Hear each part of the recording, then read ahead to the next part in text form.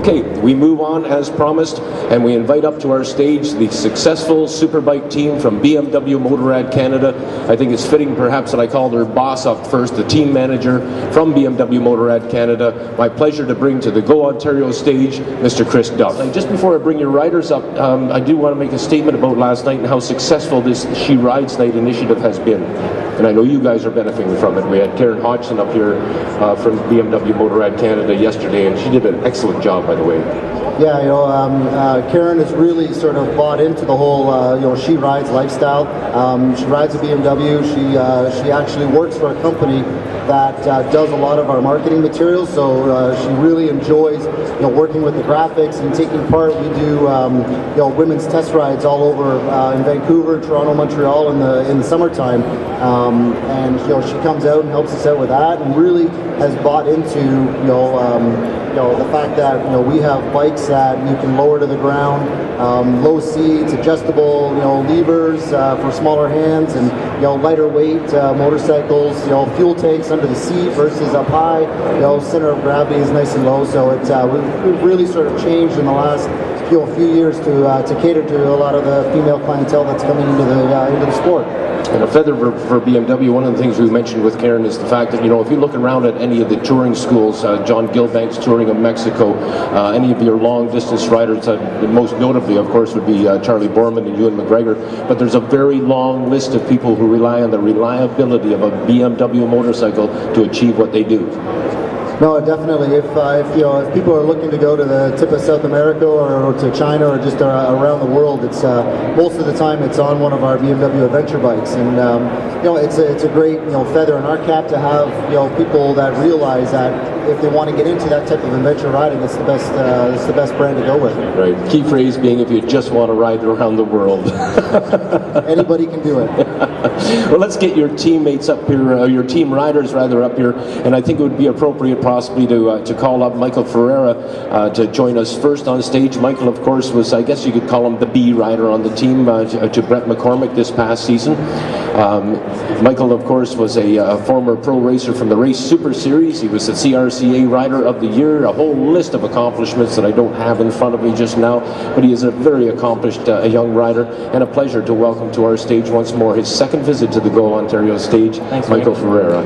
Mikey, first of all, I want to apologize. I didn't mean to beat up on you yesterday by any means, but no problem, Frank. No problems at all. We talked Tell the truth, right? Yep, absolutely. Chris, I want you to know, if you didn't catch the interview with Michael yesterday, I took him to task in regards to the Ultimate Superbike show that's on RadX TV, and he has some rather disparaging remarks to make about how he had been treated by the team, in that his B-bike had been given to Brett because Brett had crashed, etc., etc.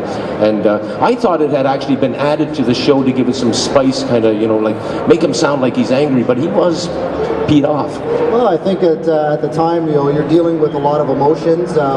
It's a decision that obviously gets made at the drop of a hat, and as to what's best for the team as a whole. And obviously, if something had happened, there was always that possibility that equipment could go back to Mike. It was available for Brett. It was just one of those things that we probably didn't do a good enough job at communicating beforehand, as opposed to just going and starting to prep the motorcycle. But you have to also understand is that with that RadX show, there's a lot of things that happen behind the scenes that get left on the cutting room floor, right? So that things may look more intense or less intense, on camera, and things that we may have said or done at times, in going back and looking at it, and you're like, wow, I look like an idiot on TV because of this, or you're like, no, it wasn't that big a deal, but they're really playing it up, and that's the thing. It's like, yes, we're real people, and it's almost like, sometimes people look at us like being characters of a show. But some of the stuff really did happen, and other things you're like, it's just every day this happens at the track anyway. So, you do what you got to do, but sometimes the editing makes us look like villains, and other times it makes us look like superstars. Nonetheless, a tip of the... Sorry, Mike, go ahead. I just wanted to say, you can't believe everything you see on TV. But it says, as seen on TV. The tip of the hat to the good folks from Radex. David Hash from Whistle Stop Productions gave me 5 episodes of that show, and I sat down, put the first disc in, and I didn't stop watching till I took the 5th one out. Great show. Really enjoyed if you come by our booth, we've got the 6th one. Oh, jeepers. Okay, Michael, Michael, yesterday we talked about the fact that you were a little bit peeved in that they peeled the number 210 off your motorcycle and put the number 6 on. But at the end of the weekend at Mosport, they peeled the number 6 off and they stuck a number 1 on it. Ladies and gentlemen, we welcome to the Go Ontario stage the new Canadian Superbike champion going into the Mopar Canadian Superbike Championships for 2012. He has a future elsewhere, I'm told. We'll find out more. We welcome the kid from Saskatoon, Saskatchewan, Brett McCormick. Welcome, Brett. Thanks. Good to see you. Congratulations. Thanks, Frank. It's been kind of hard to keep a smile off your face since you netted it, huh? Yeah, it's been fun. Obviously, kind of a dream come true. You race bikes to win, and to win the championship was awesome this year. And yeah, it's something to smile about for sure. I was very chuffed yesterday, Brett, in that we had an opportunity to use this stage to announce the fact that we have a new title sponsor in Canadian Superbike racing, and it's none other than Chrysler Corporation's Mopar branch, and we're really pleased with that.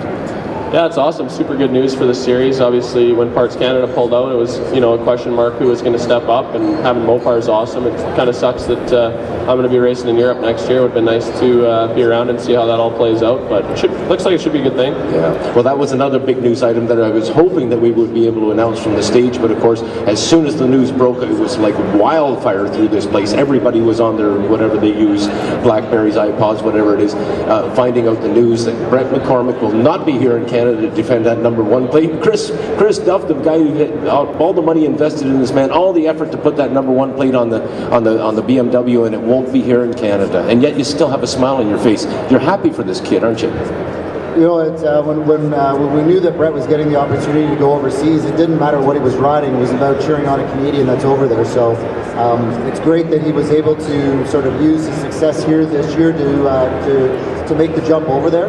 And it's good that we were the brand to really help push him there. Mm-hmm. That's a feather in our cap. It's something that Canadians should be proud of. And